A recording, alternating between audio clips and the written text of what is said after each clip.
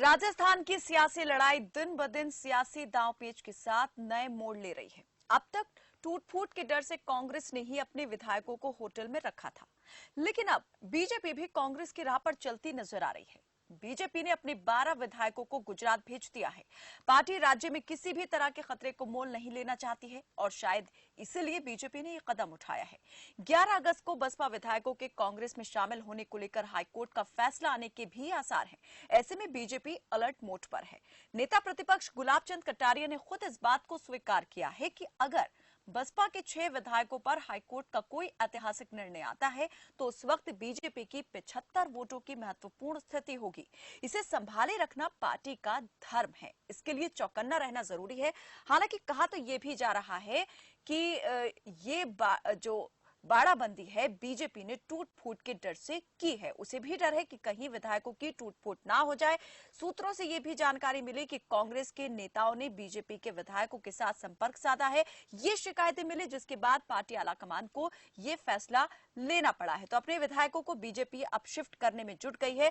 14 अगस्त से विधानसभा का सत्र जो है वो शुरू होने जा रहा है और इस सत्र के शुरू होने से पहले ही हाईकोर्ट का फैसला आ जाएगा। ये फैसला क्या रहेगा, किसके पक्ष में रहेगा, ये महत्वपूर्ण सवाल हो गया है। तो बीजेपी की इस बाड़ाबंदी के पीछे के क्या मायने हैं, क्या बीजेपी को डर सता रहा है, इसी पर चर्चा करेंगे और इस चर्चा में कई मेहमान हमारे साथ जुड़ेंगे। लेकिन उससे पहले एक नजर यहां ग्राफिक्स के जरिए हम आपको बता देते हैं, ग्राफिक्स पर भी नजर डाल लेते हैं कि आखिर बीजेपी जो है वो किस बात को लेकर इतनी चिंतित दिखाई दे रही है। अगर बसपा के 6 विधायकों पर हाईकोर्ट का कोई ऐतिहासिक निर्णय आता है तो उस समय हमारे 75 वोटों की महत्वपूर्ण स्थिति होगी। इसे संभाले रखना पार्टी का धर्म है, इसके लिए चौकन्ना रहना जरूरी है, ये कहना है नेता प्रतिपक्ष गुलाब चंद कटारिया का। तो बीजेपी की बाड़ाबंदी जो है वो शुरू हो चुकी है। 11 अगस्त बीएसपी विधायकों के कांग्रेस में विलय पर हाईकोर्ट के फैसले की आसार है। कोर्ट के फैसले के मद्देनजर बीजेपी अलर्ट मोड पर है और इसी फैसले को मद्देनजर रखते हुए ये कदम उठाए जा रहे हैं। आलाकमान के निर्देश पर करीब 12 विधायक गुजरात शिफ्ट किए गए हैं। जालौर, सिरोही और उदयपुर संभाग के विधायक अहमदाबाद रिजॉर्ट में शिफ्ट किए गए हैं। कहा तो यह भी जा रहा है कि अंतरकला से बीजेपी भी जूझ रही है और वसुंधरा खेमे के ही विधायकों को गुजरात शिफ्ट किया गया है। तो इस वक्त हमारे साथ कुछ मेहमान जुड़ चुके हैं। अमित गोयल बीजेपी के प्रवक्ता हमारे साथ जुड़ चुके हैं और हरेंद्र सिंह राउत प्रवक्ता हैं कांग्रेस के, आप भी हमारे साथ जुड़ चुके हैं। बहुत स्वागत है आप दोनों का ही। और थोड़ी ही देर में हमारे साथ वरिष्ठ पत्रकार भी जुड़ जाएंगे। सवाल सबसे पहले यहाँ पर बीजेपी प्रवक्ता अमित गोयल से। अमित जी, आखिर चल क्या रहा है? पहले जो डर कांग्रेस को सता रहा था, क्या वही डर बीजेपी को भी सता रहा है? देखिए कायनात जी, बिल्कुल भी ऐसा विषय नहीं है। कांग्रेस की अगर आप बात करेंगे तो लगभग 3 महीने से सरकार के विधायक बाड़ेबंदी थे। जहां होटलों में है वहां जैमर लगे हुए हैं। अब आप ये देखिए, राजस्थान की जो ये सरकार है ये जनता का विश्वास भी खो चुकी है और उम्मीद ये है शायद फ्लोर पर भी अपना विश्वास कायम नहीं रख पाएगी। और इसका अंदेशा सरकार को भी है। सरकार अपने स्वयं के विधायकों के लिए बकरा, थोड़ा इस तरह के शब्दों का प्रयोग कर चुकी है। भारतीय जनता पार्टी किसी भी तरह की बाड़ेबंदी में विश्वास नहीं करती। तो फिर ये क्या है जो अभी चल रहा है, जो विधायक गुजरात भेजे गए, उससे क्या कहेंगे? आप मेरी बात जी कहना जी, समस्या ये है कि जिस तरह से कांग्रेस की सरकार के मुख्यमंत्री अपने ही सरकार के उप मुख्यमंत्री, अपने मंत्रियों, अपने विधायकों पर राजद्रोह की धारा का एक मुकदमा दर्ज कराया, ये आपकी जानकारी में 1 महीने पहले, सिर्फ दबाव डालने की राजनीति के तहत। और अब क्या हुआ, एसओजी को उस मामले में एफआईआर लगानी पड़ी। उसने कहा कि राजद्रोह का मामला बनता ही नहीं है। तो कुल मिलाकर इसी तरीके से हमारे जो कुछ विधायक है उन पर भी प्रशासनिक दबाव बनाए जाने की सूचना हमारे पास थी। उनका स्थानीय रूप से दबाव बनाया जा रहा था, प्रशासनिक दबाव बनाया जा रहा था। तो इतनी सतर्कता तो आवश्यक है। हमारे यहाँ कोई बाड़ेबंदी नहीं है, हमारे विधायक आराम में है, कोई जैमर कहीं पर भी नहीं है। लेकिन वो साथ रहेंगे कुछ लोग तो उनका मनोबल रहेगा। लेकिन कुल मिलाकर प्रशासनिक दबाव किस तरह क्यों कर बनाया जाता? आप जो कह रहे हैं कि प्रशासनिक दबाव बनाया जा रहा था या इस तरह की आशंका थी? 124 की धारा में अपने ही मुख्यमंत्री के खिलाफ मुकदमा दर्ज करना क्या था जिस पर एफआईआर लगानी पड़ी। कुल मिला के मैं आपको राजस्थान के अंदर एक कहावत कह सकते हैं हम कि रोम डल रहा था, नीको बांसुरी बजा रहा था, क्योंकि वो हालात राजस्थान के अंदर है। और रही बात आप उनके बाड़े में से अगर हमारे विधायकों से हमारी स्वतंत्रता की तुलना करेंगे, मैं ये कह दूंगा कि वो कत्ल भी करते हैं तो चर्चा नहीं होता, और हम आ भी बढ़ते हैं तो बदनाम होते हैं। हमारे और उनकी समानता नहीं है। उनके विधायक, उनकी सरकार पूरी तरह से बंधक है, विधायकों को भी बंधक किया गया है। आपने एक बीजेपी के विधायक का देखा होगा लगभग 2 रोज पहले का, इस तरह से पुलिस के दायरे में उन्होंने एक वीडियो जारी किया और 2 दिन बाद सरकार ने दबाव बनाया तो फिर वापस अपने पास बैठा लिया। तो कुल मिला के मैं कि हमारी सतर्कता है, सरकार दबाव द्वारा किसी भी तरह से बहुमत को प्रभावित करने का प्रयास करना चाहती है या विपक्ष की एकजुटता को प्रभावित करना चाहती है, उससे रोकने के लिए हमारी सतर्कता है। क्योंकि सरकार पूरी तरीके से ओछे हथकंडों में उतर रही है। फोन टेपिंग के मामले आपको बार बार सामने आ रहे हैं, झूठे मुकदमों के मामले सामने आ रहे हैं। मुख्यमंत्री कह रहे हैं कि 10 करोड़, 20 करोड़, 25 करोड़, आप तो मिट्टी लगा रखी भैया। ये बताओ तो आप ये कहना चाह रहे हैं अमित गोयल जी कि पार्टी जो है वो अलर्ट मोड से ज्यादा सेफ्टी मोड में चली गई है और इसीलिए ये कदम उठाए गए हैं। हरेंद्र सिंह राउत जी, ये जो जी कहना जी, अमित जी जो बोल रहे हैं उनमें उनकी निराशा झलक रही है। ये ऐसा पहली बार हुआ है कि बहुमत की सरकार को अस्थिर करने के प्रयास में आज विपक्ष अस्थिर हो रहा है। बाड़ेबंदी की बात करने वाले आज खुद बाड़ेबंदी में जा रहे हैं। अरे अशोक गहलोत मुख्यमंत्री, लोकप्रिय मुख्यमंत्री ने तो लगातार वेरी फर्स्ट डे से ये बात माननीय राज्यपाल महोदय को भी रखी कि अगर आप चाहते हैं तो हम बहुमत साबित करने के लिए तैयार हैं। आज ये कह रहे हैं कि आज इधर एसओजी की बात कर रहे हैं, वो अलग मैटर है। लेकिन आज सरकार का मैटर है कि सरकार स्थिर और अस्थिरता में कैसे बीजेपी ने गेम खेला। सचिन पायलट के कंधे पर बंदूक रख करके आज बीजेपी सेल्फ गोल कर ली है। आज बीजेपी की स्थिति ये हुई है कि वो अपने विपक्ष के औहदे को ना, लेकिन पायलट साहब का भी तो कंधा नहीं मिला ना पूरी तरह से, इसको भी नकारा नहीं जा सकता इस बात को भी, क्योंकि अगर सचिन पायलट हामी भर देते बीजेपी में जाने की तो मुश्किलें और ज्यादा बढ़ सकती थी गहलोत सरकार के लिए, लेकिन वो अभी भी कांग्रेस का ही हिस्सा है, कांग्रेस के ही नेता है। नहीं मैडम, बिल्कुल मैं ये मानता हूँ, अब ये मानता हूँ, लेकिन सचिन पायलट जी ने जो बात कही कि सरकार अल्पमत में आई है, तो भी हमारे मुख्यमंत्री जी अगर बहुमत में नहीं होते तुरंत इस्तीफा दे देते। इसलिए उन्होंने कहा बहुमत का फैसला हम लोग नहीं करेंगे, बहुमत का फैसला विधानसभा करेगी। तो जब हमारे मुख्यमंत्री जी विधानसभा में जाने को तैयार हैं, बहुमत साबित करने के लिए तैयार हैं, फिर ये लोग क्यों भाग रहे? आइए विधानसभा के फ्लोर पर दूध का दूध, पानी का पानी हो जाएगा। नहीं, ये जो विधायकों को शिफ्ट किया जाना है, बीजेपी के विधायकों को शिफ्ट किया गया है, इसे किस तरीके से देख रहे हैं? क्या लग रहा है क्यों बीजेपी ये कदम उठाने को मजबूर हुई? किस शीर्ष नेतृत्व जो राज्य स्तर पर नेतृत्व है वो पूरी तरह से बिखर चुका है। 3-4 गुटों में बदल गए हैं वो लोग। कहीं आपके सतीश पूनिया जी अपनी अलग बात कह रहे हैं और पूर्व मुख्यमंत्री जी वसुंधरा राजे जी को दरकिनार करने का जो प्रयास किया गया, उसमें भाजपा के लोगों को, भाजपा के कार्यकर्ताओं को ये तकलीफ हुई कि चुनी हुई सरकार को, जैसा कि कैलाश जी बेगवाल ने भी कहा था, इस तरह से चुनी हुई सरकार को अस्थिर करना अच्छी बात नहीं है। क्या लोकतंत्र में सही और अच्छाई और सच्चाई कहना गलत है क्या? अगर ऐसा ही था तो वसुंधरा जी क्यों इस तरह के कदम उठा रही हैं? मैं समझता हूं उन्होंने कुछ भी नहीं किया, सिर्फ सतीश पूनिया जी वसुंधरा जी के डर से, उनके प्रभाव के डर से आज विधायकों को बाड़ेबंदी करके, कांग्रेस के विधायक कहाँ गए? अशोक गहलोत के विधायक कहाँ हैं? जयपुर, जैसलमेर, लेकिन ये तो राजस्थान की सीमा से बाहर ले जा रहे हैं। डर किसको है? अशोक गहलोत ने विधायकों को बाड़ेबंदी इसलिए की है कि उन्होंने दिखाया है कि सारे विधायक एक हैं, ताकि राजस्थान की जनता को ये विश्वास रहे कि नहीं, कांग्रेस तो जिन थोड़ा सा मैं विधायकों को चाहती हमने हूँ इसे चुना और है, आप क्लियर करें हरेंद्र जी। जो आपने कहा कि वसुंधरा राजे को दरकिनार किया गया, सतीश पुनिया जी जो हैं वो अपनी यहाँ पर मनमर्जी कर रहे हैं, अपनी बात चलाना जी चाहते हैं, तो जी यहाँ वो ऐसा क्यों कर रहे हैं? जो 12 विधायक गुजरात भेजे गए, क्या आप ये कहना चाहते हैं कि सिर्फ वसुंधरा खेमे के ही विधायकों को गुजरात भेज दिया गया है? और अगर ऐसा किया गया है तो उनसे किस बात का डर है, किस बात की आशंका है? मैडम, जो सूचनाएं मीडिया के माध्यम से और अन्य माध्यमों से प्राप्त हो रही है, उससे यह निश्चित है कि राजस्थान की जो प्रदेश कार्यकारिणी भाजपा की अभी जारी की गई है, उस प्रदेश कार्यकारिणी को देखने से सीधा लगता है कि माननीय वसुंधरा जी को कहीं न कहीं ठेस लगी उनके मन को।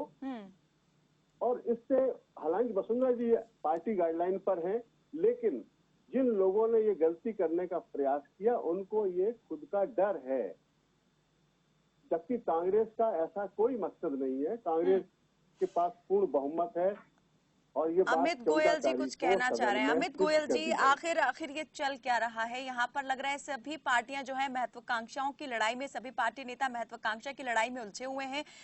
कोई किसी को दरकिनार करने का आरोप लगा रहा है, कोई किसी पर आरोप लगा देता है। यहाँ पर जो कांग्रेस को कहती थी बीजेपी के, कांग्रेस गुटों में बटी हुई है, यहाँ पर जो है वर्चस्व की लड़ाई चल रही है। वही आरोप आप कांग्रेस बीजेपी पर लगा रही है कि गुटों में बट गई है, अंदर खाने कलह चल रही है। क्या है ये सब? देखिए, सबसे पहली बात तो मैं रावत साहब को बता आज दूं और आपके लोकतंत्र में दर्शकों को भी आपने बता देखा दूं आती हूँ अमित कि जी, आती माननीय हूँ आपकी वसुंधरा तरफ। जी, जी हरेंद्र जी आऊंगी आपकी तरफ। अमित जी। हाँ, माननीय वसुंधरा जी 2 बार राजस्थान की मुख्यमंत्री रही है, 2 बार पार्टी की प्रदेश अध्यक्ष भी रही है, नेता प्रतिपक्ष भी रही है, और इसमें कोई शक नहीं है कि वरिष्ठ नेता है भाजपा की। और राजस्थान में किसी भी तरीके से भारतीय जनता पार्टी के परिवार में किसी तरह का कोई कलह नहीं है। हमारे किसी नेता ने नहीं कहा, अशोक गहलोत जी ने अपने किसी चीफ के लिए कहा कि वो एक नंबर का नकारा और निकम्मा आदमी था। हमारे किसी भी भाजपा के नेता की इतनी ओछी बयानबाजी हमारे यहाँ, आप बताइए, और तो छोड़िए, आप किसी भी तरह की बयानबाजी बताइए। हमारा परिवार एक है। भाजपा कोई राजनीतिक पार्टी, भाजपा एक वैसे एक संगठन का परिवार है। कांग्रेस तो एक परिवार की पार्टी है, हमारा पूरी पार्टी एक परिवार। हमारे परिवार में है। फिर उन्होंने कहा कि सचिन पायलट के कंधे पर बंदूक रख के चलाई। सचिन पायलट का राजनीतिक इतिहास देखिए, केंद्र में मंत्री रहे, सांसद रहे, विधायक, चीफ, उप मुख्यमंत्री। सचिन पायलट बच्चे, और आप कह रहे हो कि हमारे मुख्यमंत्री की बहुत ईमानदार है। पिछली बार की पूरी बसपा को निकल गए थे, इस बार भी बसपा को निकल गए। तो कुल मिलाकर मैं कहना, ये जो सरकार है राजस्थान की, वो जनता के साथ साथ में भविष्य में पक्का तौर पर भी अपना विश्वास खो चुकी है। आप मान के चलिए, जनता का विश्वास तो पहले ही खो चुकी है। प्रकाश और भंडारी भी जी, प्रकाश भंडारी विश्वास, हमारे साथ वरिष्ठ पत्रकार जुड़ चुके हैं। प्रकाश जी, बहुत स्वागत है आपका। आपने यहाँ पर दोनों ही प्रवक्ताओं की बात को सुना, यहाँ पर कांग्रेस की भी बीजेपी की भी। दोनों का अपना अपना जो है वो कहना है कि वो अपने स्टैंड पर बिल्कुल ठीक है, लेकिन जो कुछ चीजें इस वक्त चल रही हैं राजस्थान में वो बहुत उलझाने वाली हैं। तो जरा बताएं कि आप किस तरह से इसको देख रहे हैं। ये जो ढर्रा एक चल रहा है, ये लड़ाई जो है, सियासत की लड़ाई अब रिजॉर्ट तक पहुंच गई है। बीजेपी भी अब वही कर रही है जो कांग्रेस पहले कर रही थी। इसे क्या कहेंगे? क्या ये एहतियात के तौर पर उठाए गए कदम है या फिर किसी डर की वजह से ये किया गया है? एक हमारे भारतीय राजनीति में एक नई संस्कृति का विकास हुआ है और वो है बाड़ाबंदी। आप देखिए कि चुने जो जनप्रतिनिधि होते हैं, चुने जाते हैं, उन पर विश्वास किया जाता है और उनसे ये आशा की जाती है कि उनके क्षेत्र का विकास करेंगे, उनके लोगों की जो है जिंदगी में परिवर्तन लाएंगे। और वो जब चुना हुआ व्यक्ति होता है, जब अपनी पार्टी में जाता है तो वहां पर एक अविश्वास की स्थिति विकसित हुई है अभी इन दिनों, जहां अपनी जिस पार्टी से वो विधायक चुने गए उस पार्टी का ही उस पर भरोसा नहीं करता। वो पार्टी को हमेशा लगता है कि सत्ता और धन के लोग जो लालच में विधायक कहीं भी जा सकते हैं, और इस कारण ये बाड़ाबंदी की जो है स्थिति विकसित हुई है या जरूरत आन पड़ी है।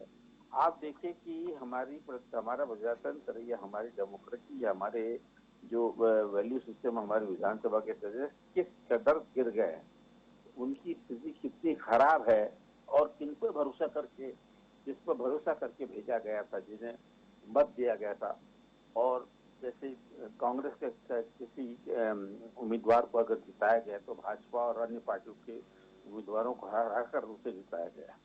तो लोगों का जो प्रयास था कि उनका जनप्रतिनिधि जाकर के उनकी सेवा करेगा, या जिस पार्टी के लिए उसे चुना गया है उसके साथ उसके संबंध जो है मजबूत रहेंगे और अपनी पार्टी के लिए भी कार्य करेगा और अपने क्षेत्र के लिए भी कार्य करेगा। ऐसी स्थिति में भाड़ेबंदी की गई जहां पर पार्टी का अपने विधायक पर भी विश्वास नहीं। अभी बीजेपी क्या लग रहा है कि बीजेपी को भी अपने विधायकों से विश्वास उठ चुका है? कांग्रेस के लिए कही जाती थी, ऐसा नहीं है। हाँ। अब आप देखिए एक दर्जन विधायक जो हैं वो बीजेपी के, उनको भी बाड़ेबंदी में रखा गया है।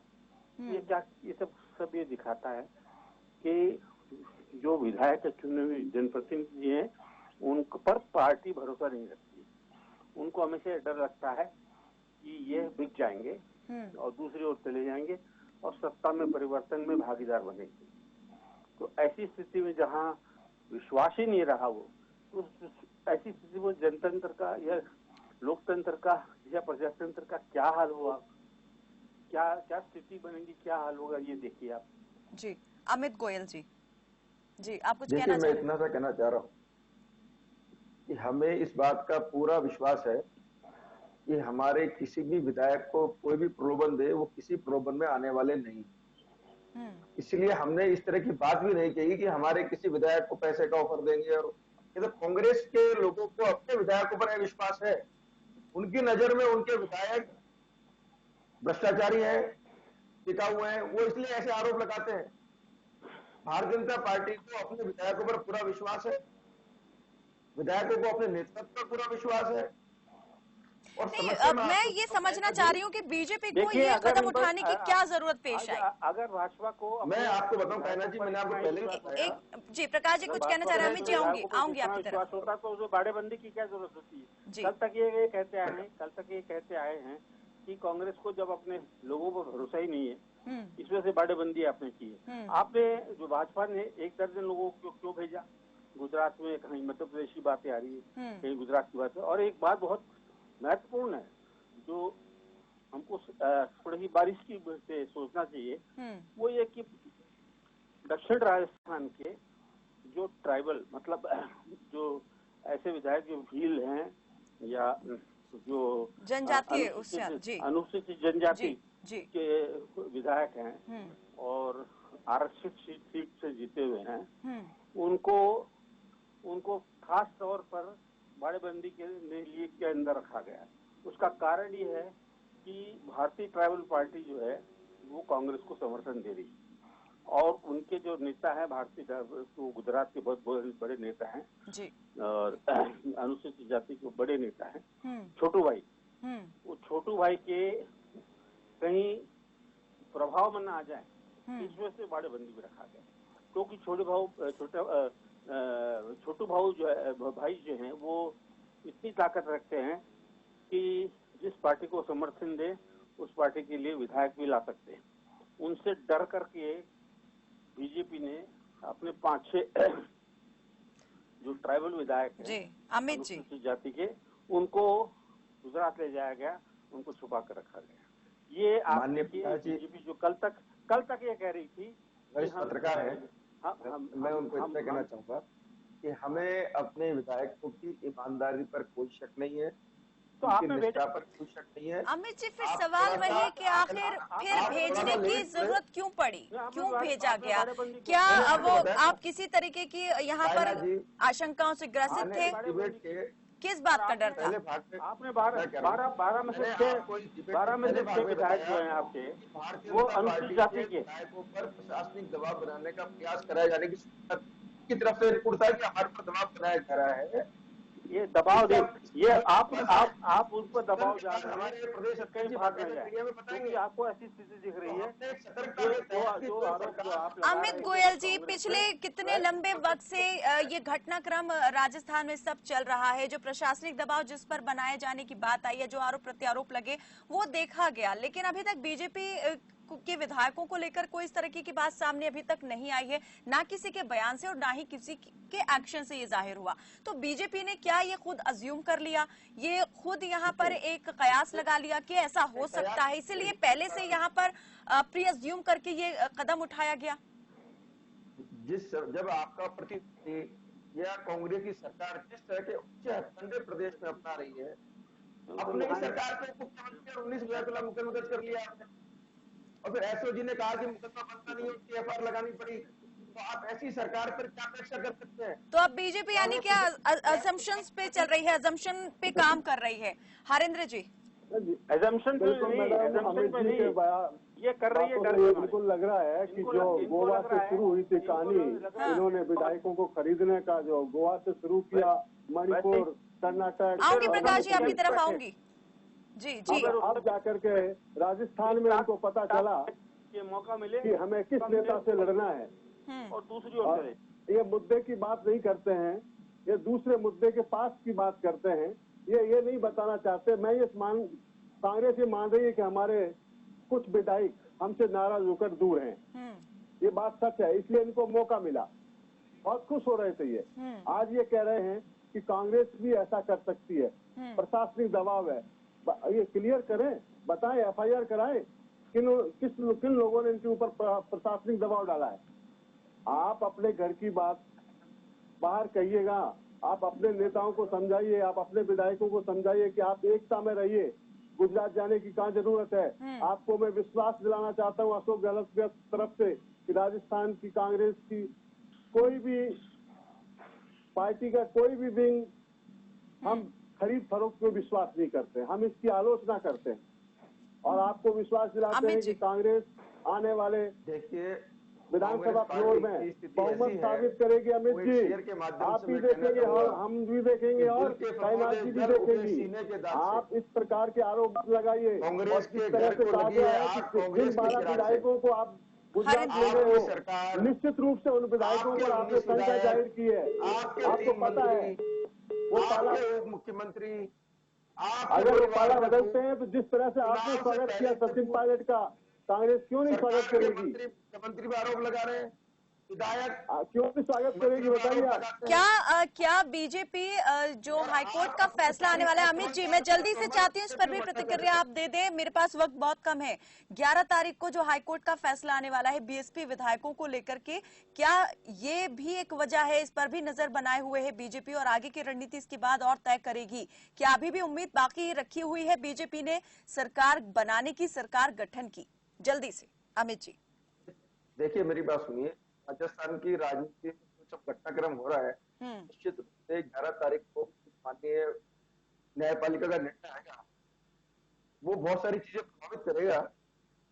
तो निश्चित रूप से भारतीय जनता पार्टी की पूरी नजर घटनाक्रम पर है, हमारे नेतृत्व और समय की अनुकूलता के हिसाब से पार्टी आगे अपना निर्णय करेगी। चलिए वेट एंड वॉच की स्थिति, यानी कि हरेंद्र सिंह जी जल्दी से अपनी बात रख दीजिए। मैडम बिल्कुल 11 तारीख का फैसला माननीय न्यायालय के द्वारा कुछ भी हो, और मुझे कानून पर पूरा विश्वास है, कांग्रेस पार्टी को फैसला कांग्रेस और बसपा से आए हुए विधायकों के पक्ष में होगा, क्योंकि ये किसी एक या दो विधायकों ने पार्टी में विलय नहीं किया। पूरे संसदीय उनकी पार्टी के 6 विधायकों ने कांग्रेस में सशर्त नहीं बल्कि अपनी स्वेच्छा से विलय किया है। इसलिए हम वहां भी जीतेंगे और विधानसभा में भी जीतेंगे और अमित जी को बताएंगे, देखिए अशोक गहलोत के साथ कांग्रेस किस मजबूती के साथ खड़ी हुई है। चलिए जादूगरी यहाँ पर आगे दिखाई जरूर देगी, ये उम्मीद लगाकर बैठी हुई है कांग्रेस। बहुत बहुत शुक्रिया आप दोनों ही मेहमानों का, और हमारे साथ वरिष्ठ पत्रकार प्रकाश भंडारी जुड़े, उनका भी बहुत बहुत शुक्रिया हमारे साथ इस चर्चा में जुड़ने के लिए। तो राजस्थान की जो लड़ाई है वो और भी ज्यादा दिलचस्प मोड़ लेती जा रही है। बीजेपी भी अब यहाँ पर सेफ मोड में आते दिखाई दे रही है, अलर्ट हो गई है और बाड़ाबंदी उसने अपने विधायकों की यहाँ पर शुरू कर दी है। हालांकि बीजेपी खुलकर इस बात को स्वीकार नहीं कर रही है कि वो किसी भी तरीके की बाड़ाबंदी अपने विधायकों की कर रही है। बीजेपी का सिर्फ यही कहना है कि वो वक्त के साथ में जो यहाँ पर फैसले होने वाले हैं, हाईकोर्ट का जो फैसला आएगा उसके बाद ही अपनी रणनीति तय करेगी। लेकिन अंदर खाने चर्चा यही है कि बीजेपी को अब डर सता रहा है कि कहीं उसके विधायक जो हैं उनमें भी टूट फूट ना हो जाए, और इसीलिए उनकी बाड़ाबंदी शुरू कर दी गई है। 11 तारीख को हाईकोर्ट के आने वाले फैसले पर दोनों ही पार्टियों की निगाहें टिकी हुई है, क्योंकि फैसले के बाद जो है विधानसभा का गणित जो है बहुमत का, वो पूरी तरीके से बदल जाएगा। देखने वाली बात यही रहेगी कि ये फैसला जो है किसके पक्ष में आता है और इसके बाद क्या समीकरण नए बनते हैं। फिलहाल के लिए मेरे साथ बस इतना ही। आप देखते रहिए खबर फास्ट। नमस्कार।